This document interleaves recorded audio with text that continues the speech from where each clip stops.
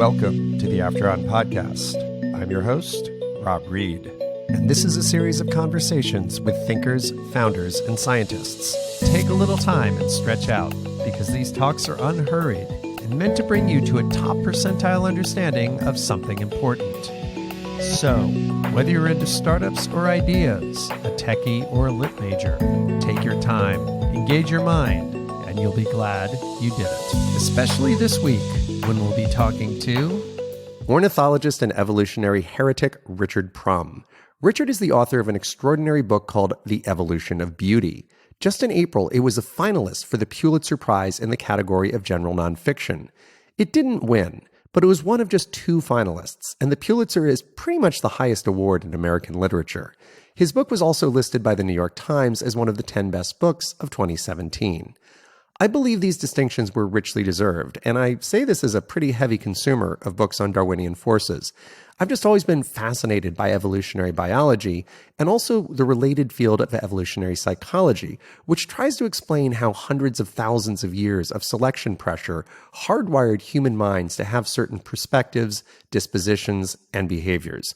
Ones that made sense when our ancestors were struggling to survive in caves and roaming the savannah, but can be extremely maladaptive in the modern world, like cravings for fatty foods, which were extremely rare gold mines of precious calories in the ancient past, but are cheap and ubiquitous today, and deadly in quantities that no ancient human ever encountered.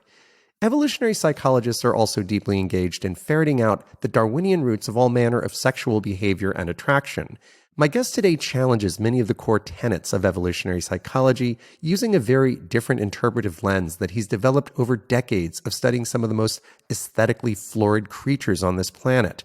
I approached his book with some caution because, of course, he's an ornithologist, and for whatever reason, I've just never been all that into birds. Now, I do find them much more fascinating as a result of reading his book and having the amazing conversation you're about to hear. But to me, the giant reward from Rick's work is his amazing perspective on evolution. He fundamentally challenges many of the orthodoxies held dear by folks who are often referred to as neo-Darwinists. And fascinatingly, the original source of much of Rick's heretical thinking is Darwin himself. Darwin, of course, brought us the concept of natural selection by adaptation. But as you'll soon hear, he also wrote extensively about a second evolutionary force that was highly controversial with his own followers and within Victorian society. If, like me a few months ago, you're not that interested in birds, I think you will be by the end of this interview. And even if you aren't, if you have any interest in the deep roots of behavior and biology, you'll be glad you listened. And by the way, one other element of Rick's background is that he was one of the tiny handful of people who cracked the code for determining the pigmentation that dinosaurs had in their skins and plumage. So if you remember all those full-color depictions of dinosaurs that swept through the popular press 7 or 8 years ago, Rick was behind that. He's also one of the people who helped make the jarring discovery a couple decades ago that dinosaurs had feathers. Nobody knew this back when Jurassic Park hit the movie theaters, but it's a certainty now. This week's bonus content for those who support the show on Patreon is a conversation between me and Rick about his work and discovery in the area of dinosaurs. Now, speaking of Patreon, as you'll know if you heard my recent announcement about the future of this show, I'm going to continue producing it strictly on the basis of Patreon support for a while. I won't repeat all the reasons or thinking behind that because I went into ample depth in that announcement. However, I am going to share a few more thoughts about Patreon after the interview as part of my closing remarks to this episode. If you have more than a passing interest in this show, I hope you'll give that a listen as well. And no matter what, I think you'll find it briefer and hopefully way less annoying than the 5 to 10 minutes of ads you'd be listening to on most popular podcasts. And with that, let's start my interview with Rick Prum.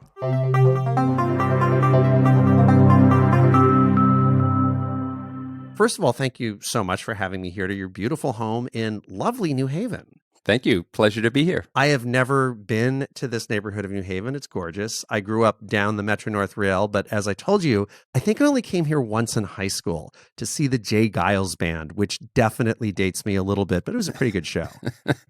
Yeah, well, the nice thing we have here is that it's sort of village life in the city. I can walk to work and Just a block away, we have a fantastic city park, East Rock Park, which is the best place for warbler migration in coastal Connecticut. So it's a great spot. Which is the kind of thing that you would know as an ornithologist. So speaking of ornithology, you're one of those rare people who realized what you wanted to do as a child, right? Yeah, I started bird watching at the age of 10, right after I got my first pair of glasses. Oh. So I got a pair of glasses and the world came into focus, and very soon thereafter, I was watching birds. And that was in Vermont, right? Yeah, in southern Vermont. And then that carried over, you got to college, and you were already hanging out with bird specimens at that point? Yeah, my freshman week at Harvard, I got into the collections at the Museum of Comparative Zoology, and very soon became exposed to all sorts of aspects of the science of evolutionary biology and ornithology that are still my intellectual concerns today. Today, with so much information available on the internet, is it as important as ever to have access to a wide range of specimens in the catalog-like way that a museum can present it?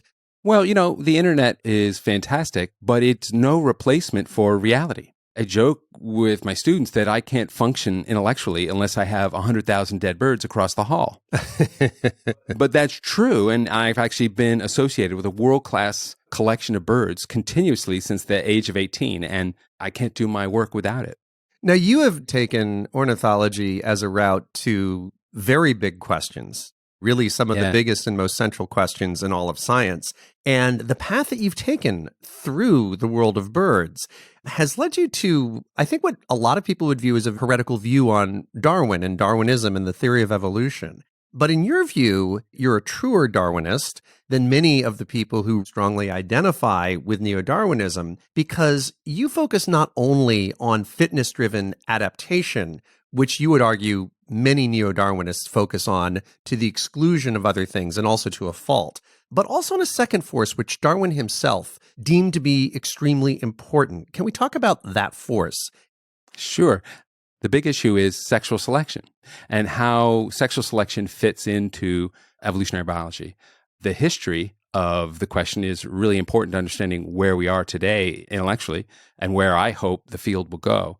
After the origin of species, Darwin had a few persistent problems. He had no theory of genetics or inheritance. He had no articulated theory of the origin of people. And he had no theory of what he called the origin of impracticable beauty. Right. And it's that third problem that was a real challenge to him. Right. Where does it come from, in other words? Yeah, because clearly the peacock's tail doesn't further the survival or fecundity of a peacock. And didn't he have a great quote about peacock's tails? Right, indeed. He wrote to Asa Gray right after The Origin was published, a botanist at Harvard who had been converted to studying evolution by Darwin. And he said, "The sight of a spot in a peacock's tail, whenever I gaze at it, makes me sick."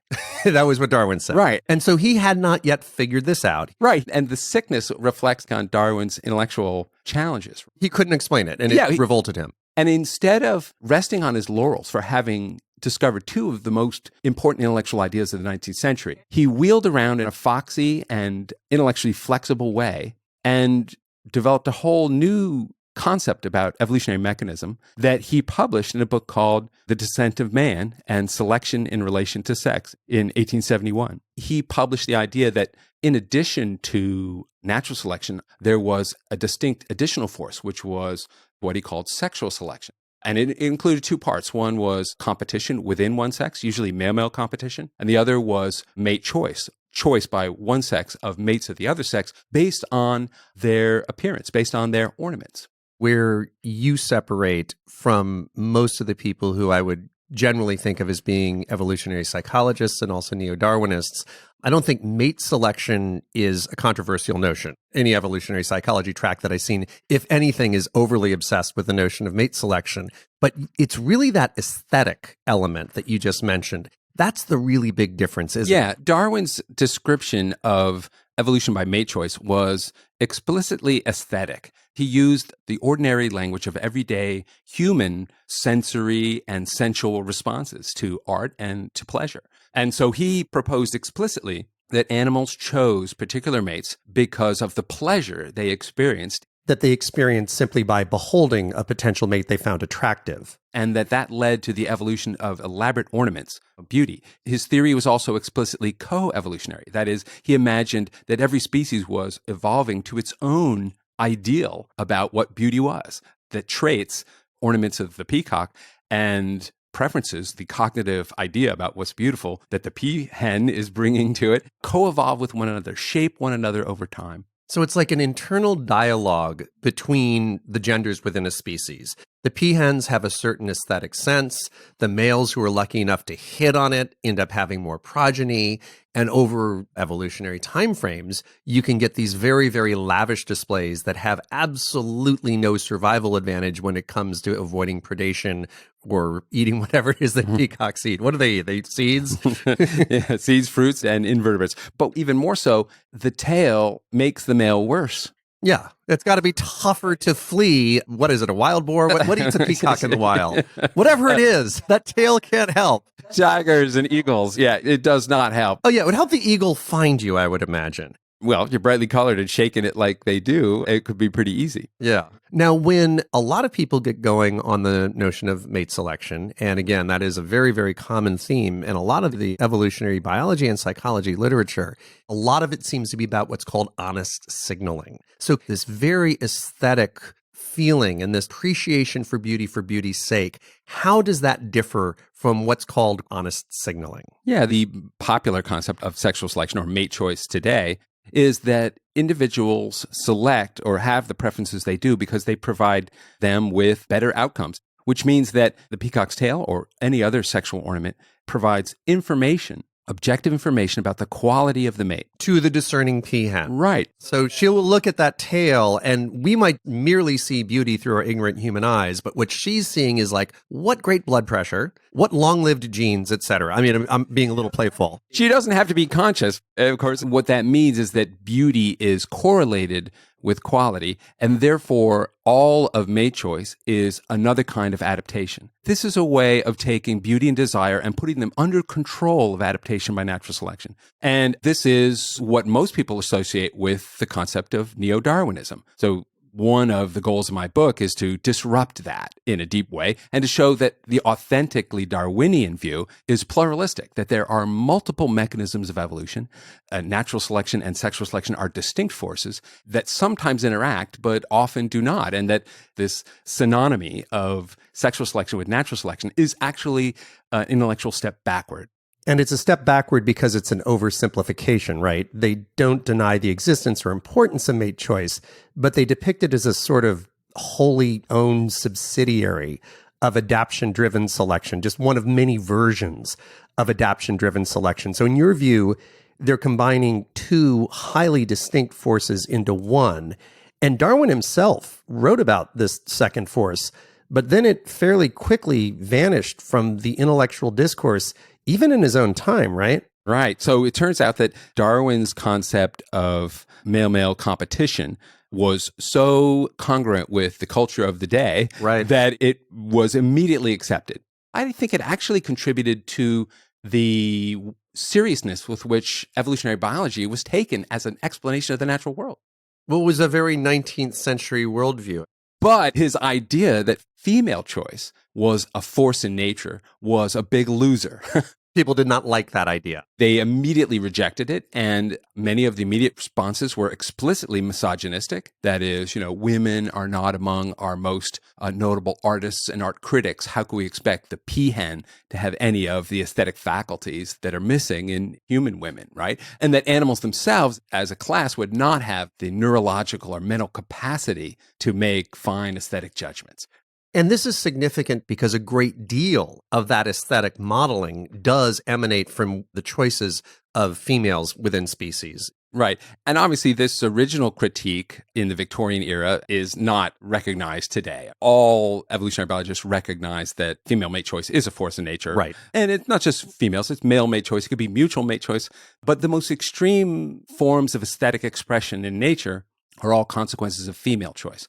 So now it is non-controversial that female mate choice has a major influence. But this second force of aesthetic selection might have dropped out of the discourse in Victorian times. The misogyny of that era certainly has explanatory power. And the history is important because Alfred Russel Wallace, the co-discoverer of adaptation by natural selection, was really the most coherent and energetic critic of the concept of mate choice. And so Darwin and Wallace fought about this for the remainder of Darwin's life until he died in 1883. And Wallace also came up with a lot of the core ideas underpinning evolution itself, independently of Darwin, right? And almost at the same time. But he hadn't spent anywhere near as much time doing field research or refining them as Darwin. So Darwin ended up with the credit and fame, but most of Wallace's independent thinking was very similar to Darwin's, right? I think that the form of his paper was absolutely congruent with Darwin's ideas. But Darwin beat him to the Darwin had punch. been working on it for 30 years, and Wallace was in a shack in Indonesia with malaria, and between fevers was writing a note. But Wallace never criticized or showed any signs of animosity to Darwin over what ultimately happened. But they did differ on this because Wallace did not buy into the mate selection. Right. So there's lots of interesting things about Wallace. First of all, he was a special creationist. He thought that human beings were specially created by God, that a soul and free will had been introduced into people as an holy act of creation. So Wallace was insistent that there was a gap between human beings and animals. To him, it was necessary that animals be unable to choose, or that their choices be reduced or explained away as a kind of adaptation, because he wanted to deny them the ability to choose. He said all sorts of wacky things, right? He said that if you open up the body, the viscera, the liver and the spleen and the intestines are all brightly colored. So if you look at a peacock, that's basically the same thing on the outside. That is the vigor of life merely expressing itself on the surface of the animal. So honest signaling right there. Well, and actually this idea goes straight back to phrenology, the concept that the bumps on your head reveal the inner essential qualities of the individual. This idea was in the water. It was everywhere. It was the core of mid-19th century psychology, right? So his exposure to phrenology and his resistance to animal choice led him to say that the outside of the organism is just expressing the vigor of the animal itself. He could never put this away. Well, obviously, the idea that the peacock is just like the color of the liver is ridiculous. And that's what Wallace is famous for today, these crackpot ideas. But he said something extremely interesting. He said that the only way we can account for ornament in the natural world is by assuming that the trait is correlated with vigor, quality, and general fitness to survive. And that remains a common orthodoxy. That is the first expression of the honest adversement, adaptive concept of mate choice that is dominant today. It is in Alfred Russel Wallace, this adaptive mode, that sexual selection is a kind of natural selection, right? And that was Wallace's idea. Now, of course, he's articulating the idea that most people accept today. What he was rejecting was the aesthetic, the idea that desire itself and alone, independent of adaptation, could drive the evolution of ornament, right? And that's very consistent with mainstream thought today. I mean, over the past couple of decades, almost every physical human attribute that's popular with casting agents on Madison Avenue or in Hollywood has gotten framed or depicted by someone as a signal of fertility or an objective sign of general fitness. And this other notion that animals can't possibly make aesthetic judgments has roots going as far back as Descartes, right? I mean, he thought animals weren't even conscious. He viewed them as completely robotic entities that had no conscious experience whatsoever. So if you tortured an animal in his view, or if you vivisected one and it whimpered and made the sort of agonized sounds a person would make, it was just some kind of robotic reaction rather than any reflection of an inner mental state, right? This is the idea of animals, automata, as wind-up toys, as music boxes. They do lots of complex things, but it's the mechanism plus the energy that turns the crank. And a complete absence of consciousness, if I remember correctly. Or even anything other than stimulus and response. sort of a B.F. Skinner way of looking at things. Now, I'd say at this point, a large majority of people would probably accept that animals are conscious, but the thought of them possessing a true aesthetic sense is probably more controversial. And you ran into that head on when you presented a paper some time back to the very prestigious scholarly journal American Naturalist, whereupon you ran smack into this orthodoxy you just mentioned when you were explaining a behavior that you'd observed very, very closely in the wild. Could you talk about that incident and the resistance you encountered? This is in the area of how is one to go about distinguishing between the Wallacean world of honest signaling and the Darwinian concept of aesthetic choice, right? Just beauty for its own sake.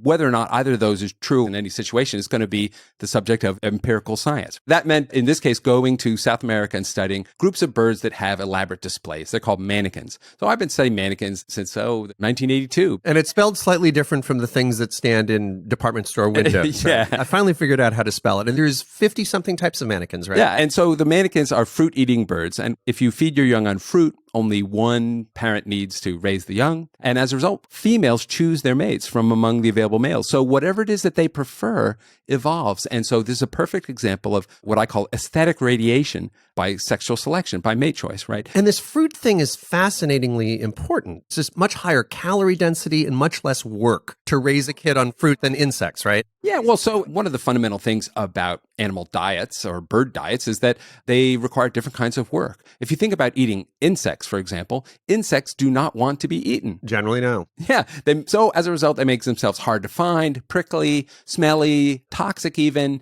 and difficult to manage. So feeding your young on insects is a lot of work. And so for most birds that do require two parents at the nest. In order to feed the young'uns and feed themselves, these insects, damn it, they don't want to be eaten. Right. So it's a lot of work. It's a lot of work. So now a female is going to choose a mate on likelihood to be a good parent, a lot of other things. But now these fruit eaters, let's talk about these fruit eaters. So fruit wants to be eaten, right? It makes itself brightly colored and nutritious and easy to find and seasonally abundant. And so if you can feed your young on fruit, the living is easy.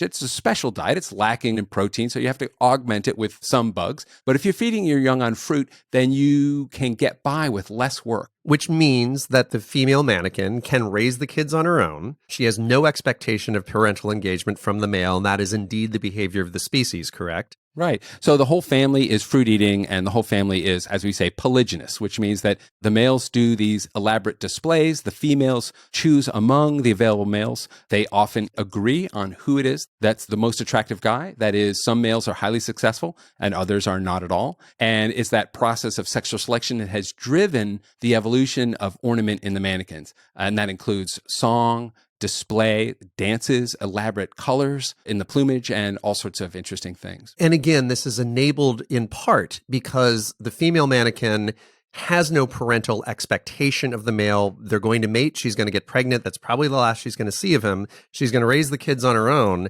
So really, when she's choosing, it's all about what pleases her in the moment. And so male mannequins have developed this incredibly elaborate repertoire. But most evolutionary biologists today would think that her choices are still conditioned on getting an objectively better male. The male has genes unrelated to display that are actually better, that her male and female offspring will inherit and survive longer, etc., or that he has no sexually transmitted diseases. So this is another way in which her choice could lead to a direct benefit to her own survival. So the adaptationist might say, okay, fine, there's only this fleeting interaction between the females and the males of the species. And yes, the females are choosing things that they don't realize have health ramifications. She might be seeing, wow, what a beautiful bird. But what's really happening is on a deep genetic level, she is seeing, wow, what a fit bird. So if we had a smackdown here then, let's say you against somebody who's a real adaptationist orthodox, you would look at a set of traits, display traits, song traits, aesthetic, coloration, and so forth. Perhaps you'd make a list of them, and you would explain them in one way, and the adaptationist would explain them in another way that probably would have to do with honest signaling and enabling a discerning female to figure out who is the fittest. Could we talk a little bit about some of the traits that a mannequin has that will be observed by the female? And actually define display, by the way, because that's a somewhat technical term. Sure. So display is what the males do that occupy a territory that has nothing in it except their perches where they sing or logs where they dance, right? So the displays really are dances. They're dances. And they include everything from elaborate flights over the canopy and down to a moonwalk, backwards, a moonwalk along the branch, etc. They're really, really very diverse. And the way they evolve implies that they are actually genetically encoded, right? They're wired. Right, they're wired, as are the preferences for them, right? Mm-hmm. So in any case, the intellectual opportunity that was exposed by my work in Mannequins was having showed that these display repertoires evolve among species, that each species has some elements of the display, some aspects of the dance or plumage that are unique to that species, and others that are indeed ancient and shared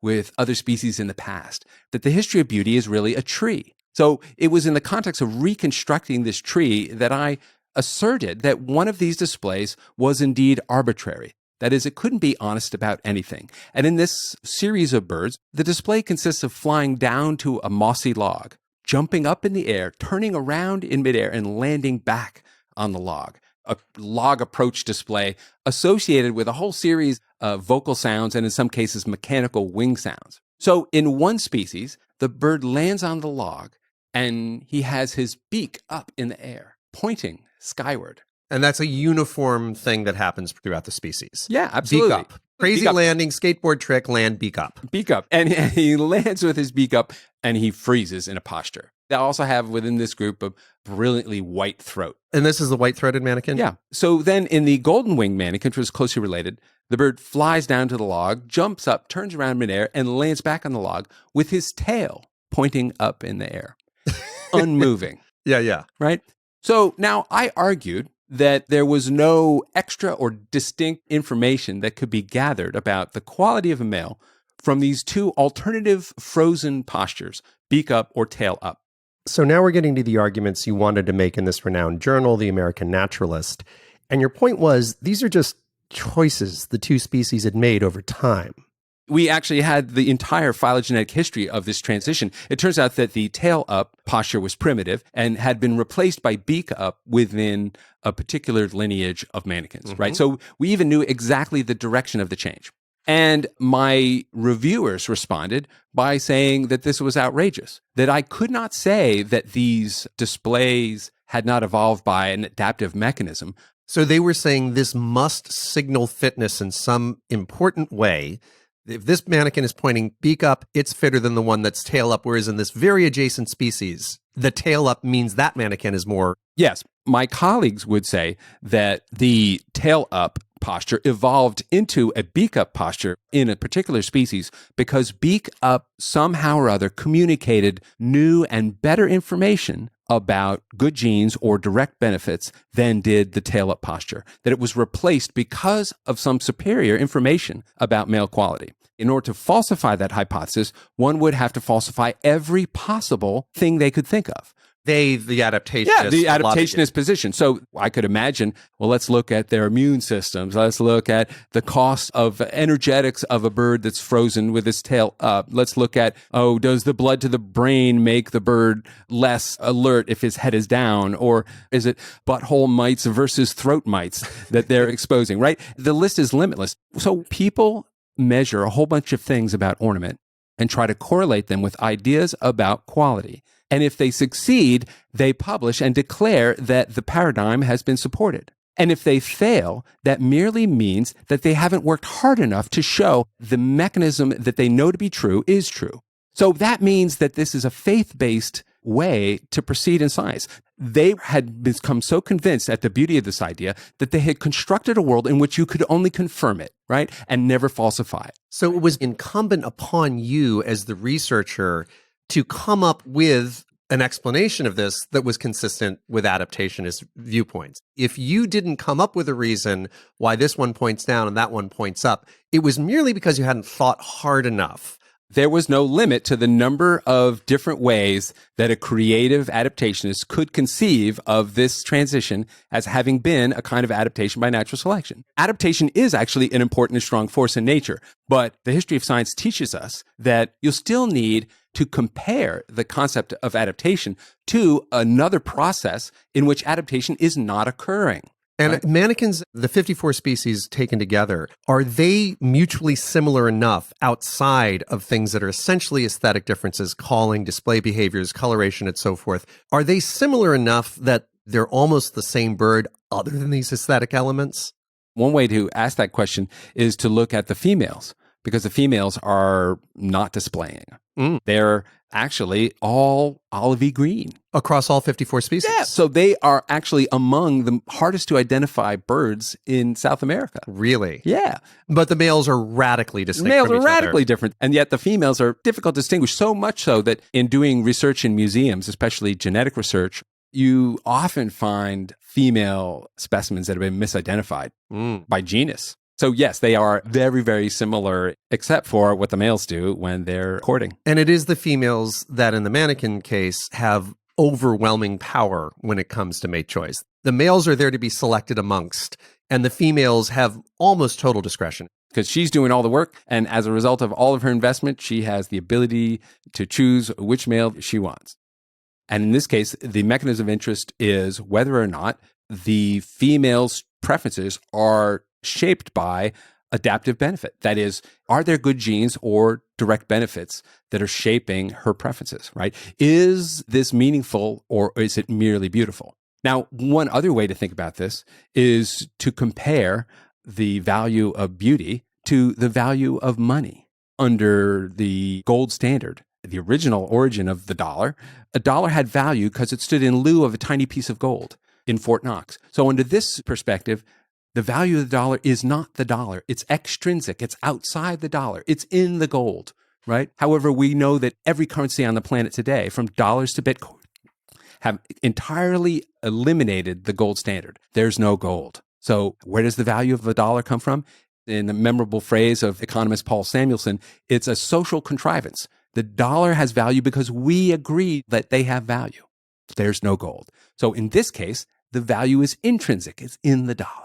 Right? So all of my colleagues in evolutionary biology are on the gold standard. They believe that the origin of beauty in nature, whether it's the peacock's tail or the beak up or tail up displays, exist because they stand in lieu of a tiny piece of benefit that's outside. It's a pot of gold that includes good genes or no sexually transmitted diseases or freedom from predators or no parasites, etc. Right? They believe that this exists. They respond to criticisms like mine, just like economic gold bugs, who think that any economic system that abandons the gold standard is like an irrational flight from reason, right? And they start quoting Hayek and Ayn Rand and the whole bit, right? So that is the energy that is at the core of modern evolutionary biology. And I'm proposing that beauty in nature is often, and probably most of the time, merely a social contrivance. That social contrivance can evolve by genetic mechanisms or by cultural mechanisms, but that there's no gold. And so the question is, what is the burden of proof? And I think that the burden of proof is on the gold bugs, that these evolutionary colleagues are imagining that behind every ornament in nature, there is a rainbow leading to a pot of gold. They're like evolutionary leprechauns.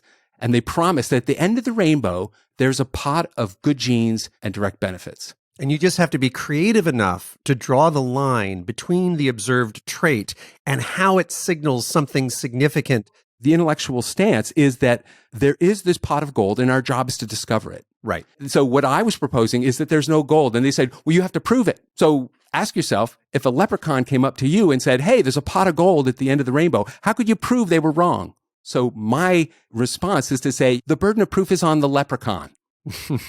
These guys have got to show that there's gold. If they can't demonstrate there's not gold, that doesn't mean we have to work harder to find it. That means it ain't there. That the beauty of the rainbow is just the rainbow.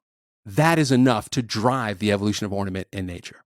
Now, presumably, the longer the list of ornaments, distinct ornaments within a particular critter, the more honest signals need to be discerned. And so if the only difference between the gold-throated mannequin and the white-winged mannequin was the goldness of the throat and the whiteness of the wing, that would already be a bit of a lift to explain in terms of evolutionary or adaptationist signaling. But if it's hundreds of different things, tail up, tail down, beak up, beak down, it gets a little bit trickier to say there's all these different channels of information that are sifting through. In your book, there was an extraordinary example. It was a bird I hadn't heard of before called the great Argus that seems to have a staggering set of aesthetic and behavioral and other quirks that are probably a little hard to explain strictly in adaptationist terms. Would you care to describe the great Argus? Yeah. Well, the great Argus is a pheasant, so it's in the same family, generally related to peacocks. The male is mostly brownish, mottled colored. He's almost 6 feet long, though he's smaller and slighter than a turkey, but has a very long tail and long wing feathers. Now, the female is similar body size, but with a quite modest tail, so she's a little bit larger than your standard chicken. The female does all the nesting. She builds the nest, lays the eggs, and takes care of the young all on her own. So similar to the mannequins, there's no expectation of parental investment from the male. So you better impress me during our very brief courtship. So she has freedom of choice, and she visits the various males. The males defend a court, which is probably about 30 feet across, of bare dirt, usually on a hill or a slope in the jungle. And he clears it of any leaves and then has it as his display site. If she visits him, then he performs a series of extraordinary displays, the most amazing of which he opens his wings and it creates essentially a shape like a blown out umbrella. It's a hemisphere that he shakes and suspends over her head at a close distance.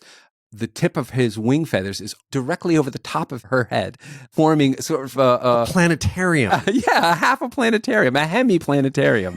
Yeah. And now arrayed on his secondary feathers, which form the upper surface of this hemisphere, are a whole array of basically, they look like golden balls. And what makes them extraordinary is the complexity of the pigmentation pattern, which gives them a three-dimensional impression. So the top of the sphere, the top of the circle, I'll call them spheres because they look like spheres, but the top of the sphere has a white highlight, like the shiny spot on an apple or on somebody's eye that shows you that the object is round, right? Wow. And then below that is a dark, smudgy patch, which looks exactly like the shadow cast by a three-dimensional object. Wow. And actually, one of the first descriptions of the great Argus spheres in science was in an anti-evolutionary tract written by the Duke of Argyll in response to the origin of species. And he said, look how exquisite this optical illusion is. This is obviously the hand of God. And this was the kind of thing that was going on intellectually at the time that Darwin said, the sight of a spot in a peacock's tail makes me sick, right? Because he was getting flack exactly on this issue. So the Argus pheasant is an optical illusion. And by the way, I worked in computer graphics in the early 90s, and that stuff is not easy to do. Well, it is easy now, but like that kind of shading and lighting and so forth, that was still being perfected in the early 90s when I was in the field. If you actually think about how the bird itself does it, it's even worse. Because it has to contort its feathers in precisely the way to create that optical illusion. I've done research on how the spots and dots and stripes within feathers develop. We applied activation inhibitor models, mathematical tools to try to understand under what conditions you could get a stripe, a spot, a dot, etc., within a feather. And we were unable to achieve in our models any of the kind of complexities that are required to create the array of golden spheres that you see on something like an Argus pheasant. And these feathers are invisible 99-point-something% of the time, correct? When the wings are folded, of course, the animal's 6 foot long, but all these spots are concealed under the brownish mottled outer edges of the wing feathers. So that display you just described is probably a lot easier to explain in the context of, oh my God, that's beautiful, than some kind of adaptation. But let's keep going. There are other things that are very aesthetic and very distinctive about this bird, correct? Yeah, it really is like one of those Ronco kitchen appliance. Wait, there's more. There's more. There's more. So not only are the secondary feathers covered with an array of 200, 300 golden balls,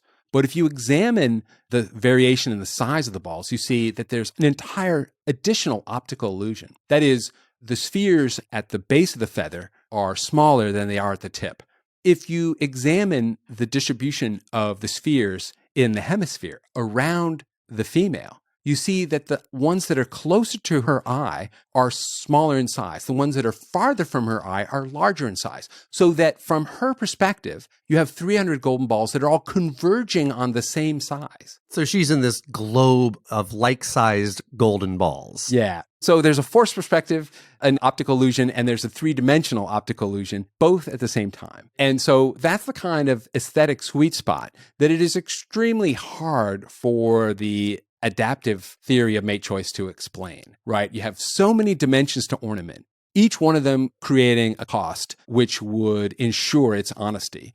And the problem is there's no reason to lay on additional costs unless there's additional quality information. And if you look at the literature in evolutionary biology, there isn't any single complex repertoire or complex display like this with literally dozens of dimensions to it that anyone has approached an adaptive explanation of. And again, if there was an adaptive explanation, you'd somehow have to argue, oh, well, this complex pigmentation schema puts incredibly heavy costs on the bird, and therefore having perfect globes that are in the right form of forced perspective indicates a healthier bird, because an ailing bird that would have bad genes wouldn't be able to make those globes. But I'd imagine if you're putting pigmentation in a feather, from the standpoint of the cost on the body, pigmentation's pigmentation, right?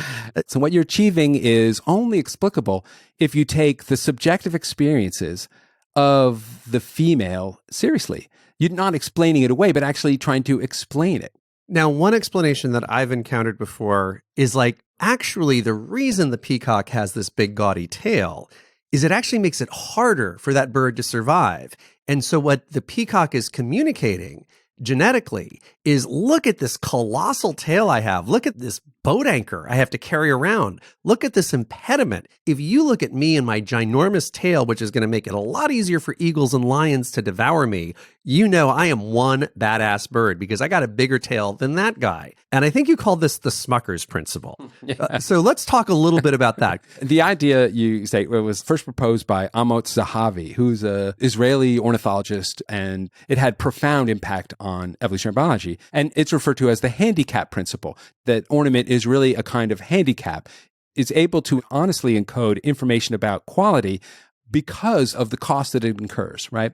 There's a lot of mathematical critiques of this argument, et cetera. But I realized that one powerful critique was actually proposed in a fake ad skit on Saturday Night Live in the 70s. And this is when you realize that there are actually benefits later in life to having been stoned on Saturday night as a teenager watching television. Yes, it's highly adaptive. because I remember laughing so hard that this ad never left my memory, right? And so what happened? Well, so there is a jelly that's still very common called Smuckers. They used to have a slogan that said, with a name like Smuckers, we've got to be good. Because the name is so awful. The idea is that the name is so off-putting that in order to survive with that name, the jelly has to be really good. So then comes Saturday Night Live in the 70s, and they had a fake ad. And there's Jane Curtin, and she says, with a name like Fluckers, it's got to be good. Ask for Fluckers. Ask for it by name at your grocer. And then she's just about to finish when Chevy Chase comes out and said, wait a minute, we've got a new jelly in town.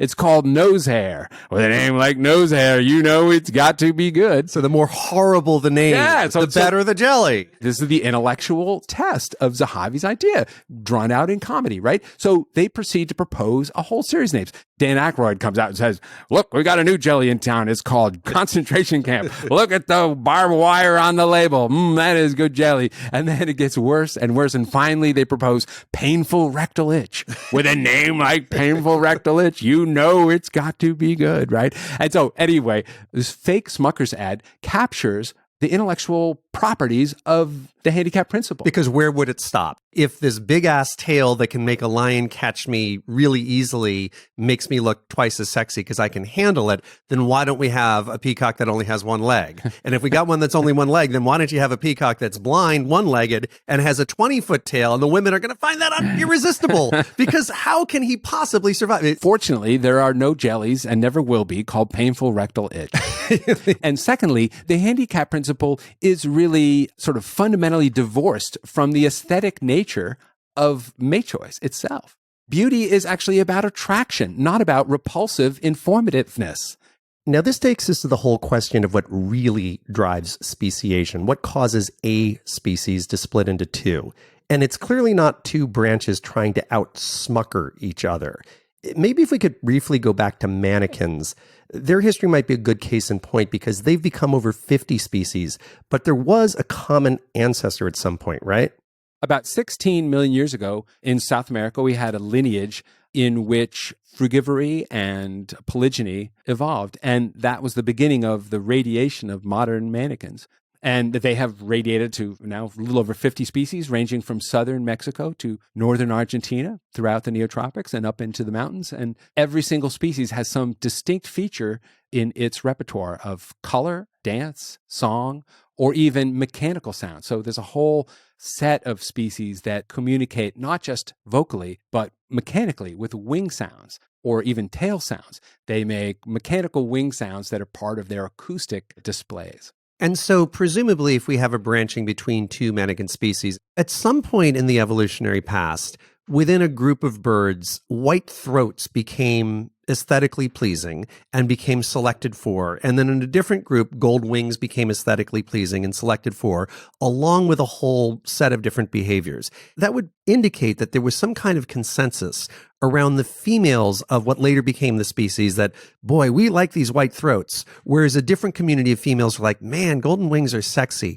How do you imagine that consensus emerges and then gets amplified over the generations? Yeah, well, that question really addresses the genetics of the situation, the mechanism of social contrivance. How does that work? The models of that are mostly pretty mathematical. So the idea was first proposed by Fisher, Ronald Fisher, the guy who invented statistics and modern population genetics and lots of other stuff. And then Fisher's idea was later developed in explicit mathematical form by Russ Landy and Mark Kirkpatrick, who were modern theoretical population geneticists in the early 80s. So the idea is that if you imagine genetic variation in a trait, like long tails, and genetic variation in a preference, like a preference for either long tails or short tails, then you have minimally what's necessary for evolution to occur, genetic variation. But if you look at what happens in one generation is that individuals who have preference for long tails are going to find mates who have them.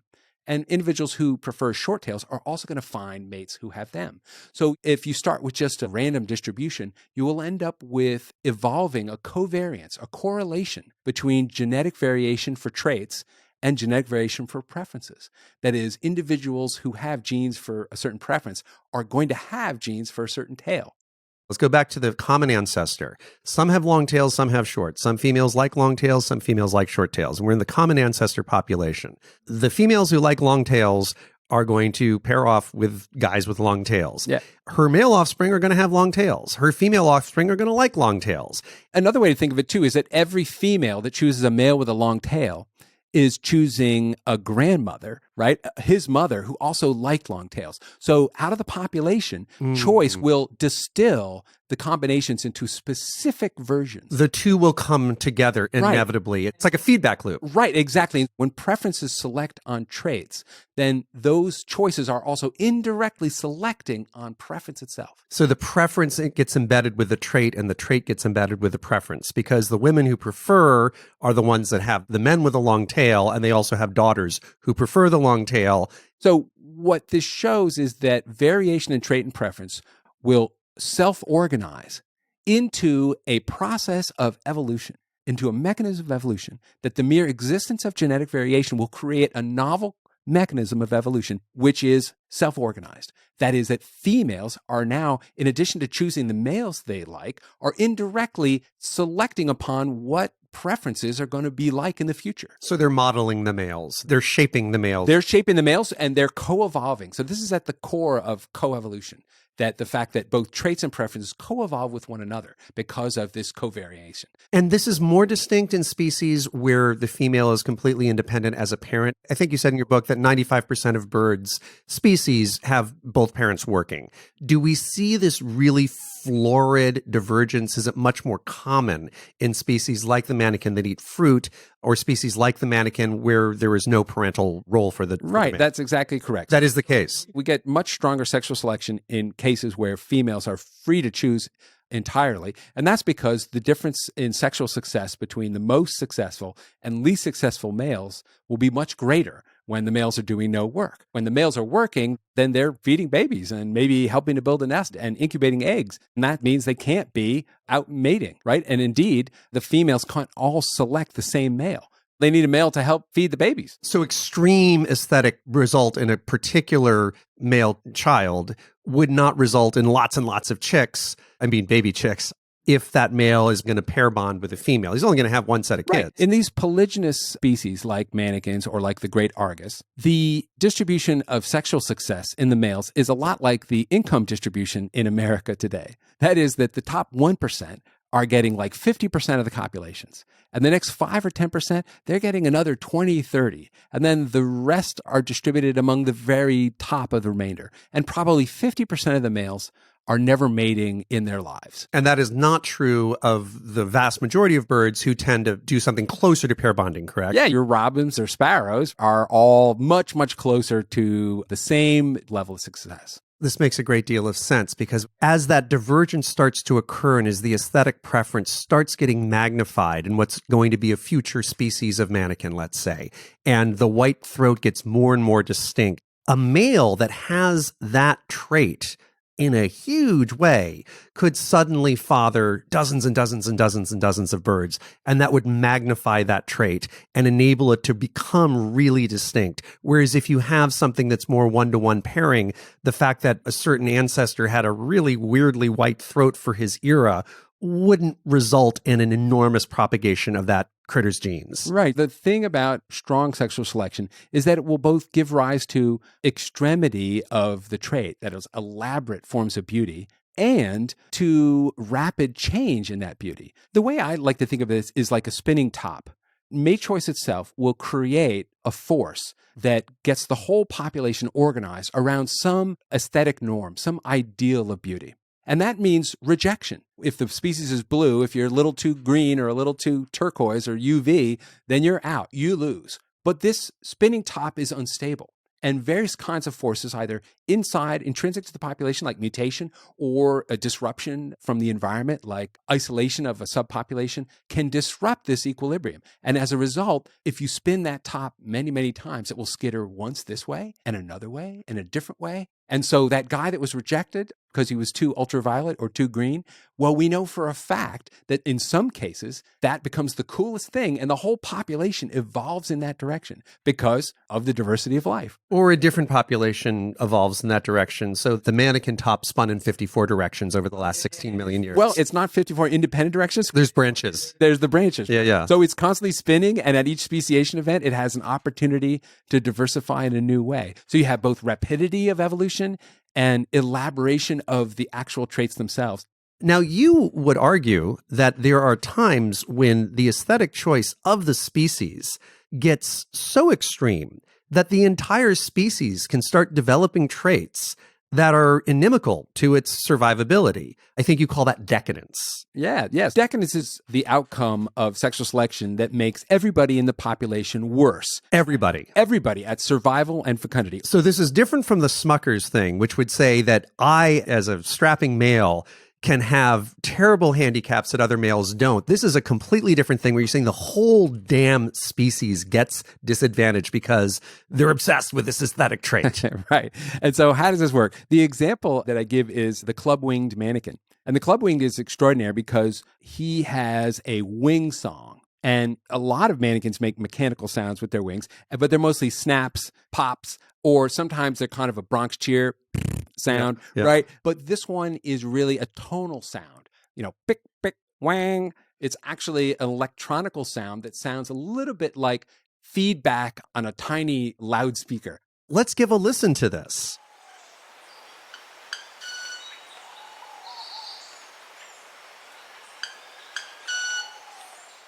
Wow. Okay. So this club-wing mannequin is extraordinary because he's making a tonal sound with his wing feathers. I first saw this bird in 1985 in Western Ecuador, and it took us 20 years to figure out how the hell this works. To make a long story short, this is a kind of stridulation. It's the same mechanism that crickets use to make their sound. What happens is that the bird is oscillating his wing feathers over his back and his secondary wing feathers are greatly thickened, and one of them is bent with a blade, and that blade leans over and rubs against the adjacent bumps. The blade on the feather. The blade of the feather Yeah. rubs on the bumps on the adjacent feather. And that is like bowing a violin Wow. or running your fingers over a comb. It creates a mechanical stimulus which causes that other wing feather to ring at the frequency of the sound. So very cricket-like, yeah. Right. What's fascinating about this is that this shows that even if beauty is not an adaptation, it can still be highly innovative, right? This is an extraordinarily new way to be beautiful. Mm-hmm. Now, my former student, Kim Bostwick, who did that work in my lab, went on to ask a really fundamental and fascinating question, which is beauty only skin deep?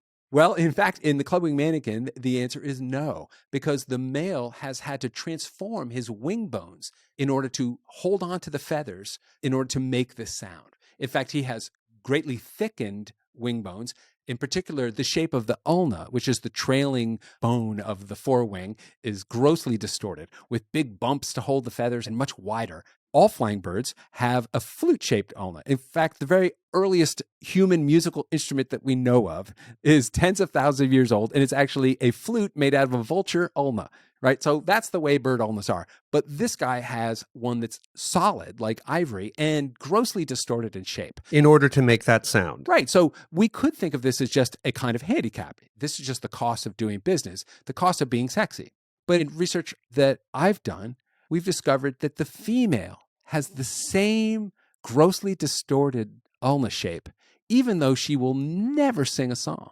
It turns out the bones develop in the embryo, in the egg, before the embryo has become either male or female. The species needs to start building these cumbersome bones before the gender is identified. Ergo, both sides have it. So it's like the fact that males have nipples because females need them, right, in mammals. Is that a similar thing that's before the gender differentiation happens? Both males and females develop nipples. Absolutely. But in the case of these weird wing bones, they clearly come with a tremendous cost. So what's going on here? Well, when the female chooses the male with the tick-tick wang that she likes, then her male offspring will inherit weird wing bones, but also will inherit the capacity to sing songs that are attractive to other females. That's the indirect genetic benefit of mate choice that drives aesthetic evolution. But in this case, her daughters will also inherit weird wing bones that will interfere with her survival and fecundity. Because they're heavy, they're less aerodynamic, Yes. they're clunky. Because they're clunky. They're only optimized for making certain sounds, not for flying. But the female will never sing a song with those ulnas. So what that means is that the entire species is made worse and worse and worse, right, at survival and fecundity. Yeah. We've done the population genetic theory to show that this is the way it can happen. And in fact, there's nothing in the theory that can prevent this from leading to extinction. When natural selection and sexual selection are working in exactly opposite directions, you really realize the wisdom of Darwin's concept of natural and sexual selection as distinct Independent. evolutionary forces. Interesting. Yeah. And that by combining them together, we end up with a concept that fails to do the job of explaining the world the way it is. Adaptation can lead to extinction. That's kind of an odd idea, right? The reason why the question's never even been asked before this way is because the aesthetic allows you to think about the consequences of sexual and natural selection independently. So that's why we're in a position to make this discovery. Yeah. So I think this case is like checkmate. I think it definitively falsifies the idea that female preferences are evolving by good genes or direct benefits. It can't be. Now, I'd like to talk about another fascinating bird, both because it is fascinating inherently, but it also points to two concepts, one of which I believe you created, and another one might have come from Dawkins, and they are the aesthetic remodeling and the extended phenotype. And the bird that gets us to both of them is the bowerbird. Could you explain, first of all, what a bower is and what a bowerbird is? Bowerbirds are a family of polygynous, fruit-eating birds from Australia and New Guinea. So just to interject, because they're polygynous, that means the sexiest male wins big. And because they're fruit-eating, that means the female does not depend on the male for any kind of parenting. Ergo, we're going to have some pretty florid aesthetic elements. In this case, what happens, the males have a territory, but in that territory, they build a structure. And the structure is called a bower. Now, the bower is made of sticks, but it's not a nest at all. He doesn't live there. It doesn't got anything to do with nest. It is essentially a seduction theater, and it has one seat, and that's for her, right? So in one style of bower, they're called an avenue bower, there's two small parallel walls of sticks with a passageway in between where the female sits inside. This is very theater-like. Yeah. And in front of the position where she enters is a whole array of objects. Different species gather different materials, but they decorate the bower with found objects. So this is like the stage, if you will. If this is a one-seat theater, on stage in front of where the female sits, the male arranges a bunch of stuff. And that includes in satin bowerbird, it's all about blue. So it's blue feathers and blue fruits and blue trash. But in other species, it could be white things. For example, the great bowerbird lives across long expanses of Australia. And in that species, they like white. So white pebbles, bleached bones, bleached sticks, that sort of thing. In one bower that I observed in Western Australia, the great bowerbird male lives about 2 kilometers over the Indian Ocean. And on the Indian Ocean coast, there's a cliff. And in the middle of the cliff is a stratum. And in that geological stratum are a bunch of fossils. And so this bowerbird collects fossil clamshells. So he has in front of his bower a pile of fossil clamshells. So this guy is like an invertebrate paleontological bowerbird, right? So when he's singing his songs in the morning above the bower to attract female visits, he's literally saying, do you want to come over and see my fossil collection? As a curator of a bird collection myself, I kind of relate to this guy a little bit, but it just shows that these bowerbirds are among the most aesthetically extreme species on the planet. So they're setting up these art exhibits, and that's the simplest way to describe it. They're setting up an aesthetic display that a female is going to come, sit down in the theater and gaze. And also they do things with flowers, right? The flowers have to be fresh. When the female shows up, then the male does an elaborate performance. He does a dance. Yeah. Typically, he will stand right in the front of the avenue bower and he'll pick up his objects. He'll sing a variety of songs, some of which are like electronic noise, and then often do imitations of other birds, including kookaburra. Right? Wow. So, and this is at inches away. This is a whole show. He's got all his props. It's a whole show, and he's got his props, and he picks them up and drops them, and he uses them in the show. He uses these props. Yeah. He's singing with them when he's holding on to them, right? Yeah. So clearly, the bower is an aesthetic object. Well, it has architecture, it has ornament, etc. But when it comes time to copulate, we see that the bower has another ancillary function. That is, if the male wants to copulate, he has to go around the back of the bower. He has to approach the female from behind. She, however, is protected on both sides by the walls of the bower. So his movement behind gives her an opportunity to pop out the front. So then we see that the bower, in addition to being aesthetic, also has an additional function.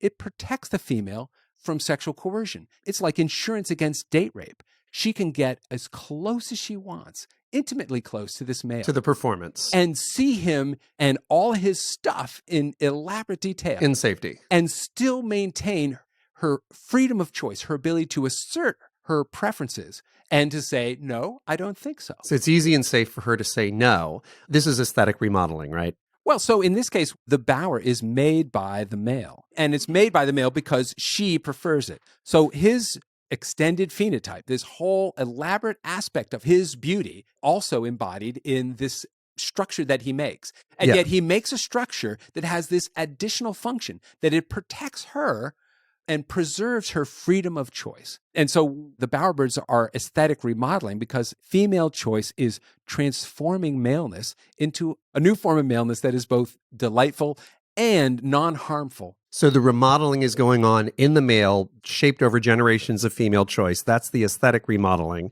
And then the extended phenotype, that is the genetic urges of the male extending into the broader environment. The male is building a bower, just like a beaver builds a dam. So the beaver's dam is the extended phenotype of the beaver. The bower is the extended phenotype of the male. But what's interesting about the bower is that extended phenotype is really been shaped by female choice. It is an aesthetic extended phenotype, which is both subject to arbitrary aesthetic selection, but also this distinct additional impact, which is that variations in bower that are associated with female freedom of choice, because it's only by taking the subjective experiences of these female animals seriously, not explaining them away, but trying to explain them and understand them, that we see what happens when freedom of choice is disrupted by sexual coercion or sexual violence.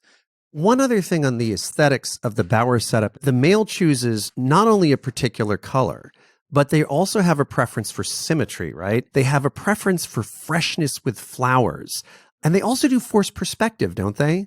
Yeah, there's at least some populations of great bowerbird that array their objects in a way that creates a forced perspective. What that means is that they put the larger ones further away, so that it looks like objects of uniform size.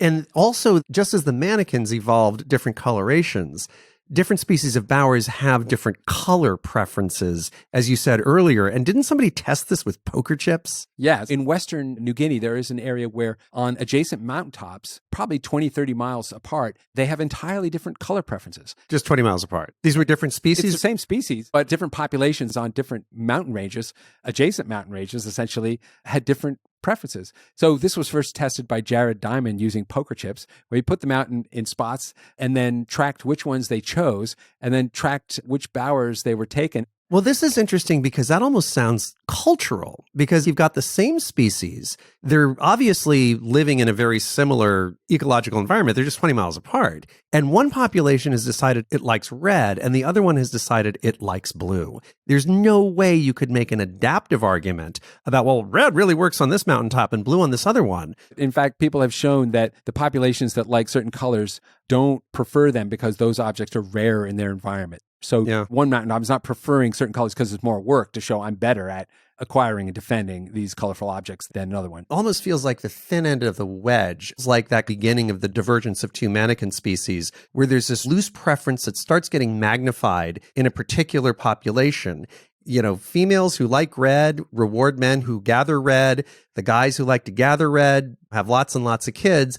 And even just 20 miles away, even within the same species, you start having this feedback loop. So red works here and blue works there. Here we can see on different mountaintops, right? So there was one population, maybe at some point in the past, they were broadly distributed. As the globe warmed, these forests went up in altitude. They become isolated on these mountains. Right. And then in isolation, the top spins and boom, they diverge in their interests. So I love the bowerbird for a lot of reasons. One, because it's just amazing to think of these creatures as being artists and art lovers. And also, you said in the book, it's almost like grand opera. They've got a set, they've got props, they've got song, they've got dance, they're using all that stuff together. And then another thing that's charming is that the males have evolved to make the females feel comfortable and to create an environment in which they feel safe. Even if some of these males are bad guys and they would like to force themselves on the females, they have created an environment that is comforting. And that's lovely, which is very different from the situation with ducks, right? Yeah. Can we talk about these brutes called ducks?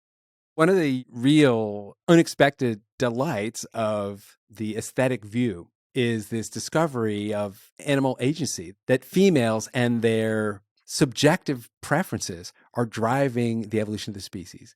But that also prepares us to understand in a distinct way what happens when individual agency is infringed or violated by sexual violence and coercion. And that raises the topic of duck sex. Duck sex, yes. It turns out that ducks have a breeding system that's quite familiar. The female will choose a mate based on her co-evolved preferences. So for the green head and the quack, quack, quack, or whatever it is that species has, right? And they migrate together up or approach the breeding season. As they arrive at the breeding grounds, the female proceeds to build a nest and the male sticks around, usually long enough to protect her, because as she's laying the eggs, other males that have not been chosen will attempt to forcibly copulate with her. And this is very violent and harmful to her. But when the clutch of eggs, the set of eggs is completed, then he flies off and she's left to incubate the eggs on her own. So what happens in ducks is a regular old mate choice system with the coevolution of traits and preferences. But then in addition, we have an overt kind of sexual violence or sexual coercion that's going on. The forced copulation is really harmful and damaging to the female. And often this forced copulation is actually socially organized. That is, gangs of males ganging up on females. This sexual coercion is made possible by the fact that ducks have a penis. The penis evolved in the common ancestor of all reptiles and mammals, right? And has been retained in ducks, but lost in most birds. So ducks still have a penis. It's homologous with the human penis, but very weird in lots of ways. It's continued to evolve. What females do, of course, is resist these forced copulations energetically. But what we discovered in my lab, in collaboration with Patty Brennan, who's now a professor at Mount Holyoke College, in addition to behavioral resistance, females have co-evolved anatomical mechanisms of resistance against forced copulation. That is correlated with the evolution of elaborate penises that affect forced copulations with greater efficiency. The female has evolved a convoluted vaginal morphology that allows her to exclude the penis during forced copulation. So there are a series of dead-end cul-de-sacs just inside the vaginal opening. And then stream of that, there are a series of clockwise spirals. Well, it turns out that the penis of the duck is counterclockwise spiral. So the females have an anti-screw device in their vaginal tract, right? And we also know that this is like 98% successful at excluding or preventing fertilization during forced copulation. Because in populations where 40% or so of the copulations are forced, only 2 to 5% of the offspring in the nest are sired by males other than the social partner. What that means is that females are overwhelmingly successful at preventing the fertilization of their young by force. They've literally evolved an inner fortress. In a way that informs us something deeply important, which is that there is something it is like to have free choice, and that there are evolutionary consequences when it is infringed by violence. So in order to understand that, we have to ask, how do these vaginal structures evolve? Okay, so if the female gets the male that she likes, then her male offspring will inherit the green head and the quack, quack, quack that she prefers, right? That's the indirect genetic benefit of choice that drives aesthetic evolution. But if she's forcibly fertilized, that means her male offspring will inherit either a random trait, which future females may not choose and therefore disadvantage her offspring, or a trait that she specifically rejected. And in both cases, her male offspring will be less attractive to other females. And less likely to breed. And that means fewer grandkids. So anything she can do, either behaviorally or anatomically, that allows her to expand and extend her freedom of choice in the face of sexual violence will evolve, because she will be rewarded through the aesthetic choices of other females in subsequent generations. You use this term forced copulation, and I know that has a history. I mean, basically what you're describing is duck rape, but the term forced copulation is preferred, correct? Well, the history is that the word rape was used in evolutionary biology for more than a century. And then for very legitimate reasons in the 1970s with the feminist movement, especially important works by Brown Miller on the nature of rape in human societies as a cultural and social tool of violence, biologists began to reserve the word rape for human context and use forced copulations in animal biology. Now, it would seem that perhaps in ducks, there would be two propagation strategies that males could choose. One of them could be to be attractive and to have all the traits that the female would want, so as to be a chosen suitor. And the other one would be to be the brute, would be to be the duck that is most successful at forcing its will upon female ducks. Is there a bifurcation in the population? I mean, is it possible to see these two strategies fighting each other? And is there a set of ducks that really take strategy one or strategy two? And over a long enough period of time, is it likely that the species as a whole would go down one path versus the other? With my student Sam Snow, who is doing mathematical population genetics on this evolutionary mechanism, we've shown theoretically that they don't have to be separate. In fact, if that male's chosen, it still benefits him to be good at coercion when one male leaves his mate, who he's guarded during laying. Where does he go? He goes off to be an aggressor himself. He goes to become one of those aggressors to other females. Yeah. And so they don't have to be distinct. Now, there are lineages of ducks that stop this process, where you have species that put it away, where forced copulation is rare. Species of duck. Species of ducks. And in those species of ducks, the vagina becomes simple and the penis evolves to be small, right? So this is very active. So what determines this is social proximity. So it evolves in species of ducks like puddle ducks, where resources are abundant and non-defensible. So at a marsh or at a duck pond, there's lots and lots of food. You can't defend it. And so that means lots of ducks. And when there are plenty of ducks, that means there's plenty of social opportunity for forced copulation.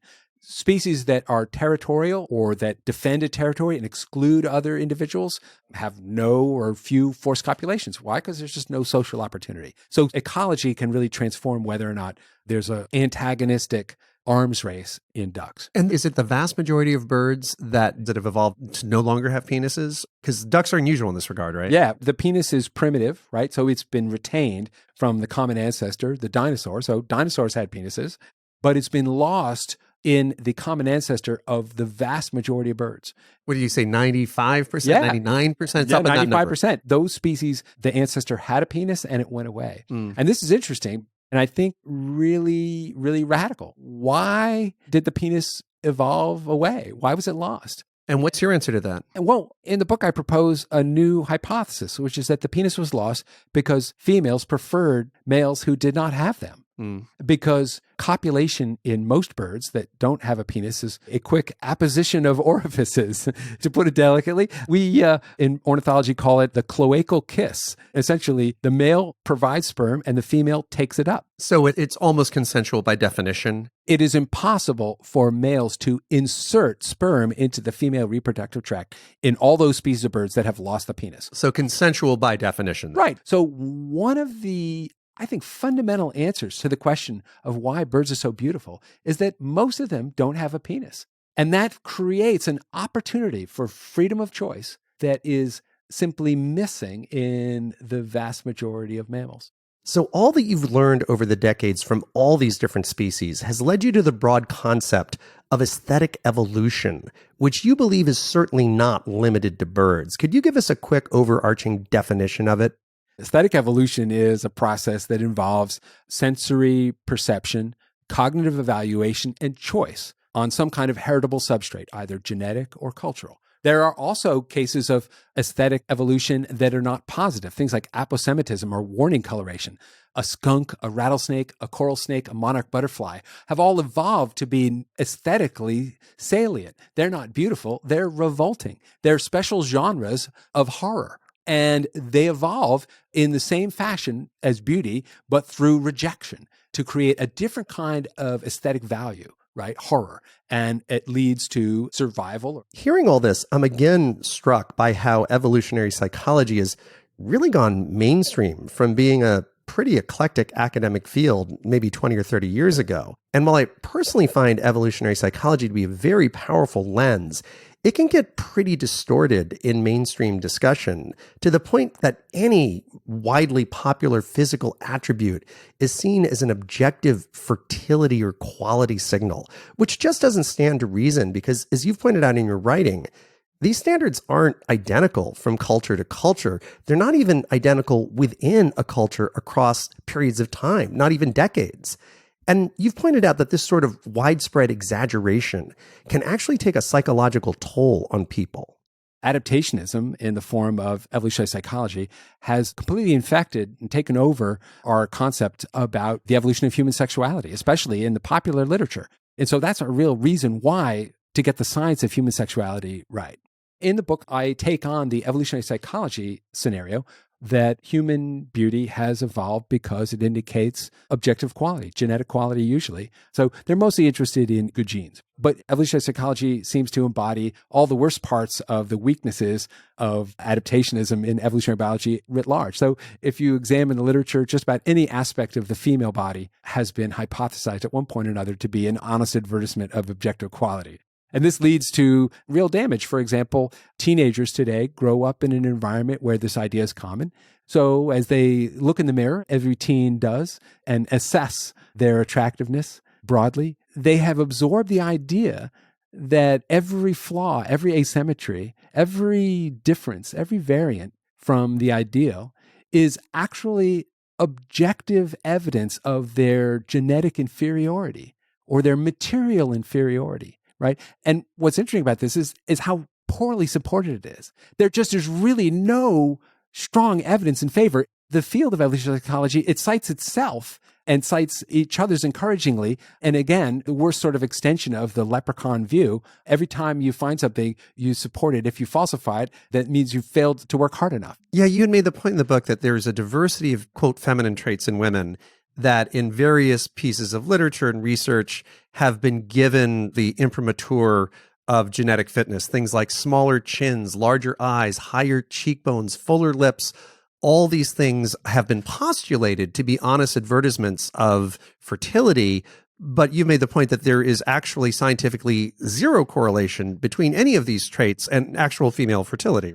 This famously broad idea that femininity is attractive because it indicates fertility is a crock. These features are actually evolving. They are attractive in many contexts. And the reason they are is because they are arbitrarily beautiful. They are about a pleasure fulfilling its desires and traits evolving to exploit them. Now, another thing that you point to in the book is that obviously as humans expanded over the entire face of the earth and into every ecosystem and every continent and every pocket we could inhabit, with perhaps the exception of some parts of Antarctica, different traits became common to different regions. And you make the point that beyond skin pigmentation, almost none of those differentiations really have a strong adaptation to the environment basis. You can find the roots of the idea that human beauty is mostly arbitrary and its variations are arbitrary in Darwin's own writing. So in Descent of Man, he talks about the pride of an Englishman in his full beard. And he compares that to the self-regard of a Native American male with no whiskers on his face. And interestingly, he understands coevolution because he says clearly their women folk had the same positive regard for their facial hair, right? Now, he didn't state then that because the European male has a big, vigorous beard, he's actually showing how much better he is. He saw these clearly as arbitrary, just different spinning of the top on different continents that led to different kinds of ideas about what's beautiful. That view of human diversity as an aesthetic radiation is something that's both deeply Darwinian and really important to think about today. Well, we've really covered the gamut today, and I'm thrilled that we were able to connect the insights you've gained from the extraordinary diversity of birds to powerful insights into our own species. So thank you for your wisdom, your time, and for hosting me at your house today. Thank you very much. It's been fun. All right.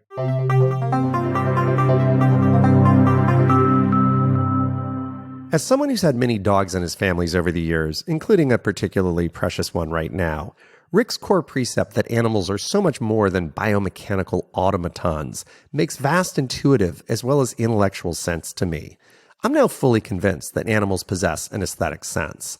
But I'm also all the more appreciative of the incredible magnifying power of complex language and other human communication modes, the power of memes over genes in certain settings, you could say. The ancestral population of mannequins did ultimately diversify into 54 modern populations that each have a unique aesthetic sense. But this took millions of years because those preferences had to be stored, magnified, and propagated genetically, which required countless generations by definition.